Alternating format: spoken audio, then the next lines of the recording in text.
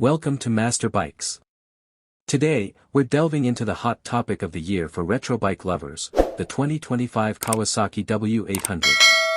We'll explore everything from its heritage and styling, through its mechanical heart and ride experience, to how it stacks up in today's market, and if it's worth your attention. 1. Heritage and Design Philosophy. The W800 is not simply a modern motorcycle, it's the continuation of a lineage. Kawasaki has drawn from more than 50 years of its twin machine history. For 2025, the W800 retains its signature retro look, upright riding position, tuck and roll seat, chrome tank emblems, large spoked wheels, 19 front/18 rear, and round LED headlamp with a vintage form. What Kawasaki aims with the W800 is making yesterday alive today, merging classic aesthetics with modern reliability, technology and usability.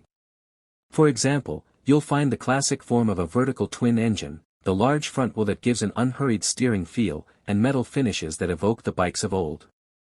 In short, if you're after a retro look but want modern build and tech, this machine hits that chord.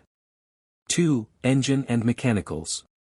Let's get into what powers the W800. The 2025 model uses a 773 cubic centimeters air-cooled vertical twin, parallel twin, engine, with a bore time stroke of 77.0 by 83.0 mm, compression ratio 8.4 to 1. It produces maximum torque of about 62.9 Nm at 4,800 revolutions per minute, and max power around 48 horsepower, 35.0 kilowatts, at 6,000 revolutions per minute. Transmission is a 5-speed with return shift, final drive via sealed chain. On the tech side, it includes an assist and slipper clutch, helping with smoother clutch action and reducing lever effort, plus dual throttle valves for refined response. So mechanically, it's vintage in style but not lacking modern touches. The torque curve kicks in quite low, making it friendly for relaxed riding rather than ultra-high revving performance. 3. Chassis, suspension, brakes and ride feel.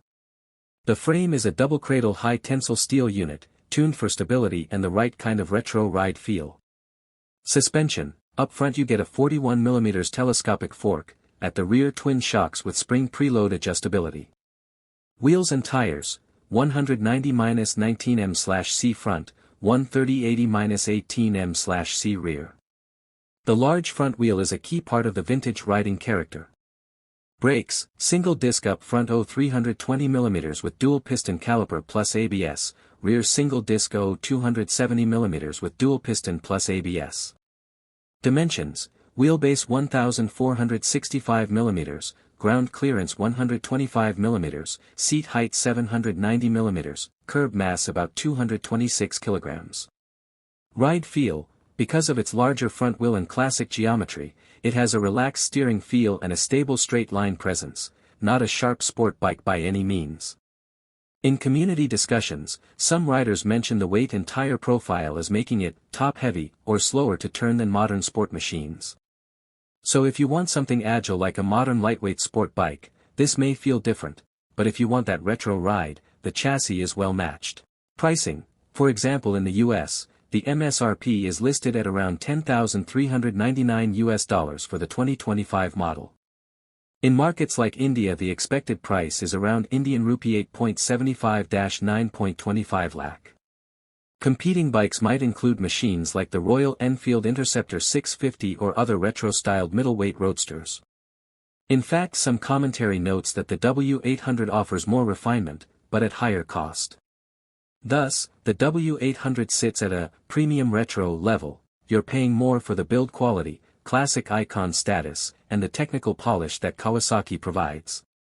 From a value perspective, if you value character, looks, heritage and are willing to accept moderate power and somewhat heavier weight, then the W800 has a very strong case. If you want peak performance, ultralight agility, or modern tech in every corner, you might look elsewhere. 6. Strengths and Weaknesses. Strengths. Gorgeous retro styling that truly evokes classic bikes while being fully up-to-date in essentials, fuel injection, LED, ABS, assist/slipper clutch. Torque-rich, relaxed engine with character rather than outright performance freak. Great for cruising. Excellent build quality, premium finishes, strong brand support. Comfort and urban usability, upright position, large tank, good for relaxed rides and daily usage. Weaknesses. The power output, 48 PS, and weight, 226 kg, mean it's not a lightweight thrill machine. Some riders say the handling is heavier or less nimble than modern bikes. 5-speed gearbox rather than 6, at highway speeds the revs might be higher than contemporary sport-oriented machines. If your primary use is very aggressive riding, track days, or high-speed touring, you might find the W800 less ideal. Because it's more niche/retro, resale and widespread parts/aftermarket may differ by region. In some markets the W line is less sold and less common. In summary, it is a character bike rather than a beat-everything bike, which is perfectly fine if that aligns with your ethos. 7. Real-world impressions and rider feedback. From rider forums, one user commented, "I'm now on a Z650 RS. The W was really a fine motorcycle. The 360 degrees twin sounds great, and the counterbalancing in the engine smooths out the vibrations at highway speeds."